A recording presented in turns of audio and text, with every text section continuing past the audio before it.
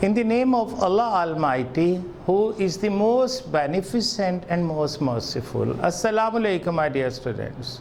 This is lecture number 7 for intermediate part 2 students, and lecture number 11, I suppose it's 11 for intermediate part 1 students. So let's start. आज का जो हमारा है grammar के ऊपर ही हम हैं, और ग्रामर में हमारा आज टॉपिक है, have a look at that, वो है जी फर्स्ट स्टेप। हम अपना first step linking verb start कर रहे हैं। आज लिंकिंग वर्ब को डिस्कस करेंगे। Linking verb is always a first step towards grammar when you are just going to learn practical application of your English. यहाँ पर देखें, मैंने लफ्ज़ बी से शुरू किया है। बेटा एक चीज़ याद रखिएगा, जब भी आपने क्रिएटिव राइटिंग और स्पीकिंग का तहैया कर लिया, फिर आपने इसको शुरू कर लिया लर्निंग, टीचर हो या स्टूडेंट हो, ये फर्स्ट वर्ड है टुवर्ड्स क्रिएटिविटी। आप यूँ कह सकते हैं कि लफ्ज़ बी जो है ये इंग्लिश क्रिएटिव इंग्लिश सीखने का अलफ़बे पे है या ABC है। तो हम इसके ऊपर आते हैं। बी का जो लफ्ज़ी मतलब है वो होना है। अब होना हमें कुछ बता रहा है कि कोई काम। इसका देखिए, इंग्लिश के जितने भी यहाँ वर्ड्स लिखे हुए हैं, जितने भी वर्ड्स, इनका कोई ना कोई नाम है, और इनका नाम जो है वो 8 पार्ट्स ऑफ स्पीच में से कोई है। All the words belong to 8 parts of speech. तो डेफिनेटली इसका भी तो कोई नाम होगा बी का।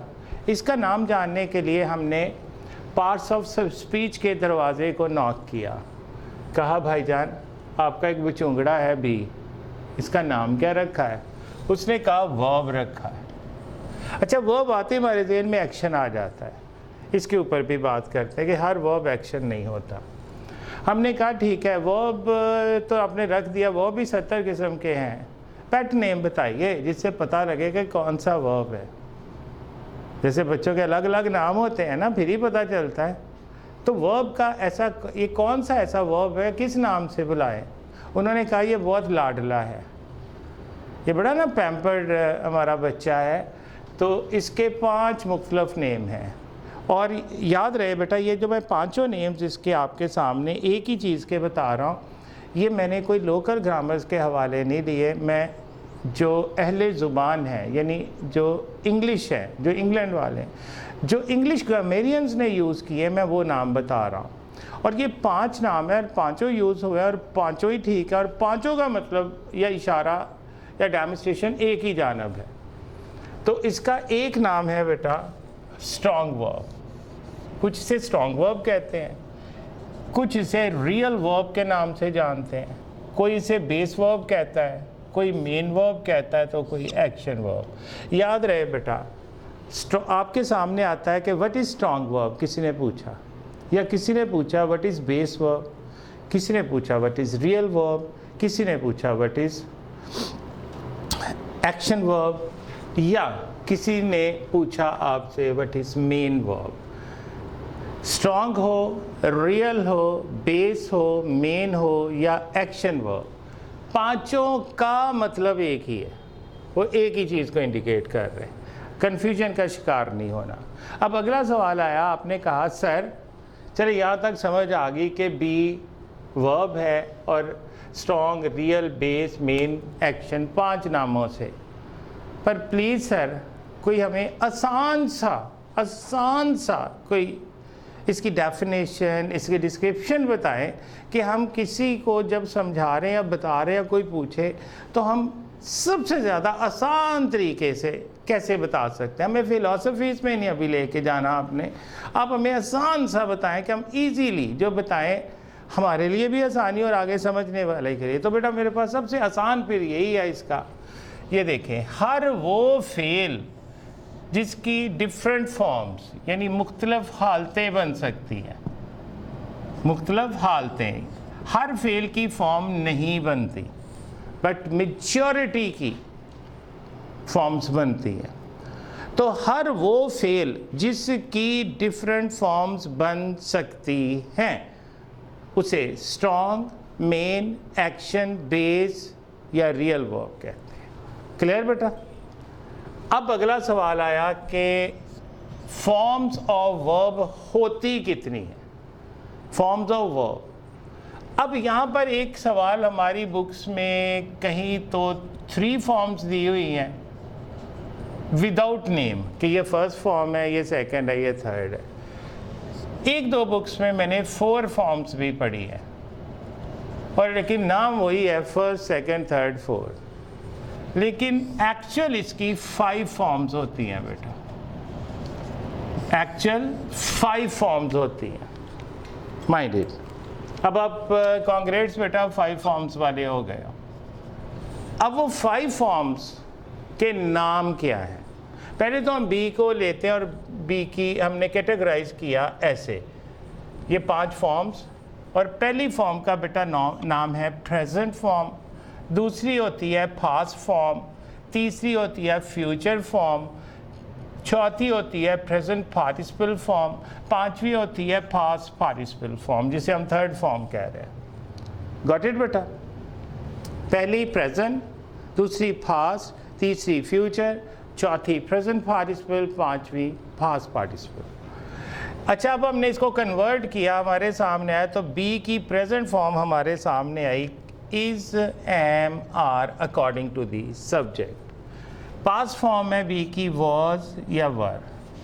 फ्यूचर फॉर्म है शेल और विल के साथ बी लगा दें। इसकी प्रेजेंट पार्टिसिपल फॉर्म यानी जब फर्स्ट फॉर्म के साथ आई एन जी लगता है, जैसे गो से गोइंग, डू से डूइंग, सॉल्व से सॉल्विंग, उसका नाम होता है बेटा प्रेजेंट पार्टिसिपल, वो होगी बीइंग। और जिसे हम थर्ड फॉर्म कहते हैं, इनफैक्ट ये 5th है, पास्ट पार्टिसिपल, बिन।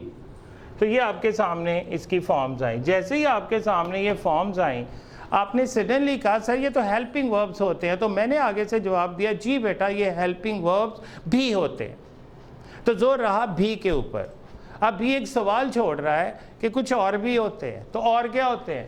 ये लिंकिंग वर्ब होते हैं, ये लिंकिंग वर्ब भी होते हैं, ये हेल्पिंग वर्ब भी होते हैं, ये लिंकिंग वर्ब भी होते हैं। यहाँ पर मैं एक चीज़ क्लियर करता जाऊँ कि हेल्पिंग वर्ब का एक जो ग्रामेरियंस मैक्सिमम जो नेम यूज़ करते हैं, जो पेट है वो ऑक्सिलरी वर्ब है। यानी ऐसा नहीं है कि हेल्पिंग वर्ब गलत है या आप इस्तेमाल नहीं कर सकते, बट आप इसका ये नेम भी पता हो कि ऑक्सिलरी वर्ब हेल्पिंग वर्ब को ही कहते हैं। ये ना हो कि हेल्पिंग वर्ब आपको पता हो तो कोई ऑक्सिलरी वर्ब पूछ रहे तो आप फंस जाए। तो यहाँ याद रहे कि हेल्पिंग वर्ब ऑक्सिलरी वर्ब होता है, ऑक्सिलरी वर्ब ही हेल्पिंग वर्ब होता है। गॉट इट बेटा? आगे चलते हैं। आपने कहा ये हेल्पिंग वर्ब है, मैंने कहा जी हेल्पिंग वर्ब भी होते हैं, और क्या होते हैं? और लिंकिंग वर्ब होते हैं। अगला सवाल आया तो सर फिर इसका फ़र्क क्या है?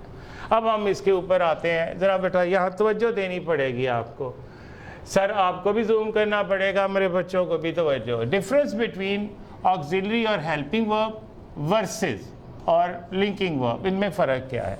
ये 2 सेंटेंसेस आपको सारी कहानी समझा देंगे। अब ये देखिए, ऊपर मैंने लिखा है वी आर लर्निंग इंग्लिश। इसमें ये इसका सब्जेक्ट है और ये बी की प्रेजेंट फॉर्म आई है, और ये आपके सामने एक्शन वर्ब या स्ट्रॉन्ग वर्ब है, और ये इसका ऑब्जेक्ट है। राइट नाउ शायद ऑब्जेक्ट का इसमें इतना काम ना है, सब्जेक्ट और वर्ब तक, और इसका रोल अभी हमने डिस्क्राइब करना है। नीचे वाले में देखें तो इसमें लिखा है we are English learners, English learners. अब ऊपर वाले में जाएं तो वी इसका सब्जेक्ट है, लर्निंग इसका एक्शन वर्ब है। आपने ये देखना है कि सब्जेक्ट के बाद कोई एक्शन वर्ब आया है। अगर जवाब यस में है तो दूसरा पॉइंट आपने देखना है क्या उस वर्ब के साथ बी की कोई फॉर्म आई है। अगर जवाब फिर भी यस है, जैसा कि इसमें बी की प्रेजेंट फॉर्म आर आई है जो कि सब्जेक्ट वी है। अगर पास्ट होता तो वॉज और वर आता, अगर फ्यूचर होता तो विल बी शैल बी आता, तो बी की प्रेजेंट फॉर्म आई है। दोबारा देख ले, सब्जेक्ट के बाद आपने देखना कोई एक्शन वर्ब है अगर जवाब यस है, अगली चीज़ देखनी है बी की कोई फॉर्म है, फिर भी जवाब यस आए तो फिर ये जान लें कि ये जो बी की प्रेजेंट फॉर्म है इस स्ट्रॉन्ग वर्ब की हेल्प कर रही है। तो यहाँ पर इसका नाम, ये जो आर है बी की प्रेजेंट फॉर्म इस लर्निंग वर्ब की हेल्प कर रहा है, तो यहाँ पर इसका नाम है हेल्पिंग वर्ब या ऑक्सिलरी वर्ब।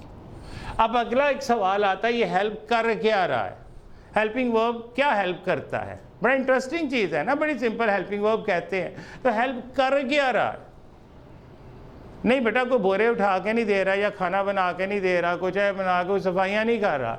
ये सिर्फ और सिर्फ कोई भी हेल्पिंग वर्ब है वो सिर्फ ये हेल्प करता है, ये बताता है फ़िक्रे का टेंस यानी ज़माना क्या है, बस इसके अलावा कोई काम नहीं। अब आर क्या बता रहा है एज ए हेल्पिंग वर्ब कि ये फ़िक्रा किस ज़माने का है, यानी ये बता रहा है, ये बैक बाइट कर रहा है, ये गमाजी कर रहा है कि ये प्रेजेंट में ये काम हो रहा है, ये काम प्रेजेंट में होता है, हो रहा है। और इसके अलावा इसका उसके मीनिंग्स में कोई फ़र्क नहीं है। अब नीचे वाले पे आ जाए, उसी फार्मूला से ये सब्जेक्ट है और ये सिमिलैरिटी यहाँ बी की प्रेजेंट फॉर्म है। इसके बाद हमने देखा कोई एक्शन वर्ब है, तो जवाब आया नहीं, क्योंकि वी आर इंग्लिश लर्नर्स हैं, लर्न तो कर ही नहीं रहे। तो फिर ये ऐसी सिचुएशन में आपने देखना है, अगर एक्शन वर्ब नहीं आया फिर आपने ये दूसरा चीज़ देखनी, क्या इसमें बी की कोई फॉर्म लगी है? यस आर यहाँ मौजूद है, बी की प्रेजेंट फॉर्म है, पास्ट होती तो वॉज वर, फ्यूचर होती तो विल बी शैल बी, तो यहाँ पर ये आर मौजूद है। अब ये देखना है कि ये कर क्या रहा है, ये जो बी की प्रेजेंट फॉर्म है इसका रोल क्या है। तो बेटा गौर से देखिएगा, क्रक्स पॉइंट है, ये जो बी की प्रेजेंट फॉर्म आर है इस सब्जेक्ट वी को रेस्ट ऑफ द सेंटेंस के साथ लिंक कर रही है। ये जो बी की प्रेजेंट फॉर्म आर है इस फाइल वी को फ़िक्रे के बाकी हिस्से के साथ मुत्तसिल कर रही है, जोड़ रही है, लिंक कर रही है। तो यहाँ पर इसका नाम है बेटा लिंकिंग वर्ब। क्या है? Linking verb. क्लियर बेटा? क्लियर? अब दोबारा से आपने ये देखना है कि आपका जो सब्जेक्ट है उसके बाद सेंटेंस में कोई एक्शन वर्ब है, यस, कोई बी की फॉर्म लगी है, यस, तो जान ले बी की जो भी फॉर्म है स्ट्रॉन्ग वर्ब की हेल्प कर रही है, और हेल्प ये कर रही है कि ज़माना बता रही है। दूसरे में देखा तो कोई एक्शन वर्ब नहीं है पर बी की फॉर्म मौजूद है, तो दूसरे वाले में इसका रोल है कि सब्जेक्ट को फ़िक्रे के बाकी हिस्से के साथ लिंक करना, तो यहाँ पर इसका नाम लिंकिंग वर्ब है। इस सेंटेंस के अंदर आप देखें तो ये जो बी की प्रेजेंट फॉर्म है डुअल रोल प्ले कर रही है। एक तो ये इस फ़िक्रे का टेंस यानी ज़माना बता रहा है, और दूसरा एज ए लिंकर ये यूज़ हो रही है। इज़ इट क्लियर बेटा? आई होप कि अब आपको इसका हेल्पिंग यानी auxiliary verb versus linking verb जब भी बात आएगी आप इसमें क्लियर होंगे। बेटा यहाँ पर मैं एक बहुत ज़रूरी चीज़ जो बताना चाह रहा हूँ वो है misconception about subject and verb. इसकी डेफिनेशन में जो मेजॉरिटी ऑफ स्टूडेंट्स से when I come across them तो उन्हें पूरी बात नहीं, उन्हें आधा सच पता होता है। यानी कि ये फ़ाइल है, अगर आपसे मैं पूछूं फ़ाइल क्या है तो मेजॉरिटी के जहन में आना है काम करने वाला, और फेल क्या है? वो काम होता है, यही आता है ना। अब ज़रा जान लेते हैं, पूरा सच जानते हैं। काम करने वाला, ऊपर वाले सेंटेंस में देखें तो वी क्या कर रहा है? लर्निंग कर रहा है। अगर फाइल के बाद कोई एक्शन वर्ब आ गया तो ये जो सब्जेक्ट है आपका इसमें डूअर का रोल प्ले करेगा, यानी काम करने वाले का, काम करने वाले का। नीचे वाले में देखें तो कोई एक्शन वर्ब है ही नहीं, तो अब ये क्या काम कर रहा है? कुछ भी नहीं। तो फिर इसका यहाँ पर नाम क्या होगा? ये है सब्जेक्ट ही, लेकिन ये डोअर नहीं है, ये स्टेट ऑफ बीइंग है, यानी हालत को डिस्क्राइब कर रहा है, किसी हालत को बयान कर रहा है। आपने ये जानने के लिए कि मेरे फ़िक्रे का जो फ़ाइल है वो डोअर है या वो स्टेट ऑफ बीइंग है, दो सवाल करें। आप एक सवाल लिखें, कौन क्या करता है या कर रहा है या करता था या करता होगा या कर रहा होगा, व्हाटएवर, जो भी ज़माना उसके। तो यहाँ पर कौन क्या, इस फ़िक्रे में देखें तो कौन क्या कर रहा है। तो अगर इसका जवाब मिल जाए कि वी ये कर रहा है, तो समझ लें आपका सब्जेक्ट यहाँ डोअर है। फ़र्ज़ करें इसका जवाब नहीं मिलता, मतलब आपने यही सवाल इस वाले पे रखा, वी आर इंग्लिश लर्नर्स, कि कौन क्या कर रहा है, तो इसमें तो कोई पता नहीं क्या कर रहा है। तो फिर आप दूसरा सवाल करेंगे, अगर इसका जवाब नहीं मिले तो आप कहेंगे कौन क्या है, कौन क्या था, कौन क्या होगा। अब हमें पता चल रहा है कि हम क्या हैं, हम इंग्लिश लर्नर्स हैं। क्लियर? तो यहाँ ये स्टेट ऑफ बीइंग है, हालत को बयान कर रहा है। अब दूसरी चीज़ पे आते हैं, फेल के ऊपर। उसके साथ भी यही सलूक हुआ। अगर तो फेल आप देखें कोई एक्शन परफॉर्म कर रहा है, जैसा कि लर्निंग, ठीक है, किसी अगर आपका सेंटेंस में कोई स्ट्रॉन्ग वर्ब है तो वो एक्शन परफॉर्म करेगा। तो यहाँ तक तो बात आगे का। फेल जब आता है तो उसके ज़हन में आता है काम, एक्शन। तो ऊपर वाले सेंटेंस में तो एक्शन है, नीचे वाले में आए तो फेल मुड़मुड़ा के यही आर ही भर रहा है, ये तो कोई काम नहीं करता, कोई काम नहीं कर रहा, कोई एक्शन नहीं है। तो फिर इसका मतलब ये आधा सच है। तो फिर पूरा सच क्या है? यहाँ फेल क्या है? यहाँ फेल बिल्कुल जो सब्जेक्ट है वही है, it's again state of being. ये किसी ज़माने में किसी के कुछ होने को बयान कर रहा है, यानी ये सिर्फ ये बता रहा है कि प्रेजेंट में हम इंग्लिश लर्नर्स हैं। क्लियर बेटा? अब इसकी डेफिनेशन कुछ इस तरह है कि अगर मैं सब्जेक्ट की डेफिनेशन बुकिश आपके सामने बोलूं तो वो ये है, ध्यान से मेरा बेटा, ध्यान से, बहुत बड़े पॉइंट्स हैं, बहुत बड़े पॉइंट्स हैं। नंबर वन, जो बुकिश है, standard, even red and Marton तक, सच a word in a sentence, फिक्रे के अंदर एक ऐसा लफ्ज, फाइल, विच प्लेस या performs the role of a doer, या तो वो डोअर यानी काम करने वाले का रोल प्ले कर रहा होगा, और स्टेट ऑफ बीइंग, या वो और describes a state of being, या वो एक हालत को बयान करता है। फिक्रे में एक ऐसा लफ्ज या तो डोअर का रोल प्ले करे या स्टेट ऑफ बीइंग को एक फिक्रे के अंदर, लेकिन one role at one time, एक वो रोल एक सेंटेंस में एक ही रोल अदा कर सकता है, या डोअर का करेगा या स्टेट ऑफ बीइंग का, इज कॉल्ड सब्जेक्ट। ये थोड़ी तवील हो गई, मैंने खुद से एक जो डेफिनेशन डिज़ाइन की है, अगर आपको पसंद आए तो आप इसे फॉलो करें। ये दोनों को कैसे स्मार्टली कवर दे रहा है, गौर कीजिएगा बेटा। Such a word in a sentence, फेल को ज़रा ज़हन में रखिएगा। सच a word in a sentence, फिक्रे के अंदर एक ऐसा लफ्ज़, अबाउट विच, जिसके बारे में, समथिंग, कुछ, इज टोल्ड और सेड, कुछ कहा या बताया जाता है, इज कॉल्ड सब्जेक्ट। ये देखें दोनों को खबर दे गया। अगर यहाँ देखें, आर लर्निंग इंग्लिश कौन? वी। आर इंग्लिश लर्नर्स कौन? वी। क्लियर हो गया? अब आपको डिमार्केट नहीं करना पड़ेगा कि whether it is playing the role of a doer और अ स्टेट ऑफ बीइंग। तो such a word in a sentence about which something is told or said in a sentence is called verb। फिक्रे के अंदर एक ऐसा लफ्ज जिसके बारे में कुछ कहा या बताया जाता है, उसे फाइल कहते हैं। क्लियर हो गया बेटा? अब वर्ब के ऊपर आते हैं। तो वर्ब की जो स्टैंडर्ड डेफिनेशन है वो ये है, such a word in a sentence, फिक्रे के अंदर एक ऐसा लफ्ज which, जो कि performs an action, या तो वो कोई एक्शन परफॉर्म कर रहा होगा, और describes a state of being, या वो किसी हालत को बयान करता है, but one role at one time, एक फिक्रे में वो एक ही रोल करेगा। यहाँ पर वो एक्शन परफॉर्म कर रहा है, नीचे वाले में स्टेट ऑफ बीइंग को डिस्क्राइब कर रहा है। तो such a word in a sentence, फिक्रे के अंदर एक ऐसा लफ्ज विच परफॉर्म्स एन एक्शन और describes a state of being is called verb, उसे फेल कहते हैं।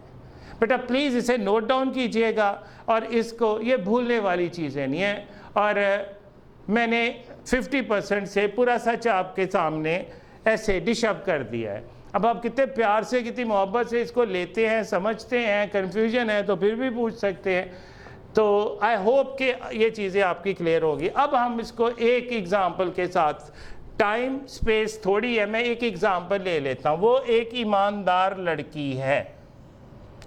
जब उर्दू में आपके सामने फिक्रा आएगा तो आप कैसे करेंगे डिमार्केट के मैं अब ये जो यहाँ पे वर्ब यूज़ होना है, ये एज एन ऑक्सिलरी वर्ब या हेल्पिंग वर्ब यूज़ कर रहा हूँ या एज लिंकिंग वर्ब। आपने फाइल के बाद देखना है कोई एक्शन वर्ब है, अगर नहीं है तो समझ लें अब जो भी आप लिंक वर्ब यूज़ करेंगे वो लिंकिंग वर्ब होगा।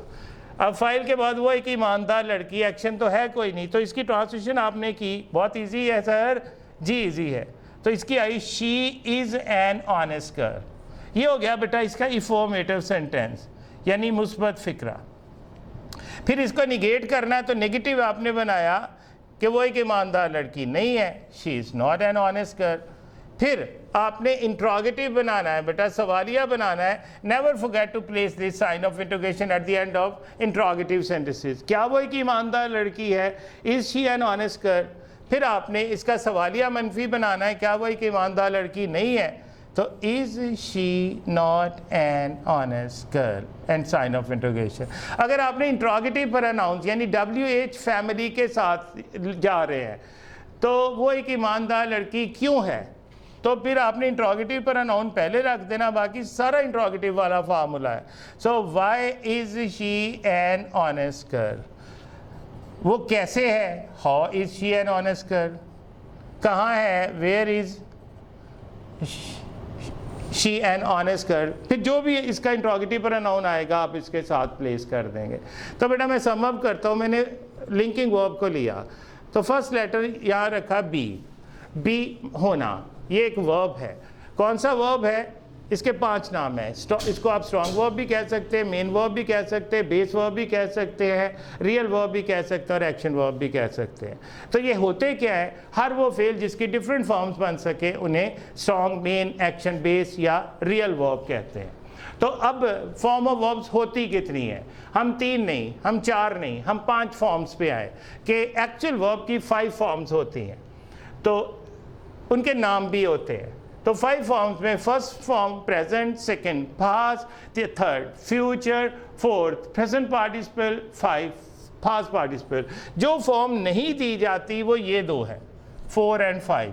कुछ किताबें जो है वो ग्रामर 4 दे रही हैं पर इसको नहीं दे रही। बेटा ये देखिए फॉर्म बनती किस पे है, प्रेजेंट क्या होता है, ज़माना होता है तो फॉर्म हो गई, पास्ट ज़माना होता है तो फॉर्म हो गई, तो फ्यूचर क्या है बेटा, फ्यूचर क्या बर्गर है, फ्यूचर जूता होता है, तो फिर ये फॉर्म क्यों नहीं है। It's a question to you, एक क्वेश्चन कर सकते। तो ये एक फॉर्म है। इसी तरह जब फर्स्ट फॉर्म के साथ ING लगेगा वो भी एक फॉर्म बनेगी। तो इस तरह ये 5 फॉर्म्स हमारे सामने आई। तो जब हमने अगला सवाल आया कि ये तो हेल्पिंग वर्ब होते, मैंने कहा जी हेल्पिंग वर्ब भी होते, इसके साथ साथ ये लिंकिंग वर्ब होते। फिर हमने डिफरेंस निकाला, auxiliary verb, helping verb versus linking verb. तो अगर फाइल के बाद कोई एक्शन वर्ब है और उसके साथ कोई बी की फॉर्म लगी है तो वो जो बी की फॉर्म है ऑक्सिलरी वर्ब या हेल्पिंग वर्ब का रोल प्ले कर रही।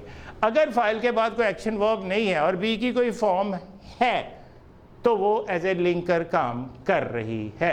फिर मैंने सब्जेक्ट और वर्ब की डेफिनेशन बताई। मैं स्मार्ट डेफिनेशन पे आता हूँ। तो सब्जेक्ट की smart definition, such a word in a sentence about which something is told और सेड इज कॉल्ड सब्जेक्ट। फिक्रे के अंदर एक ऐसा लफ्ज़ जिसके बारे में कुछ कहा या बताया जाता है उसे फाइल कहते हैं।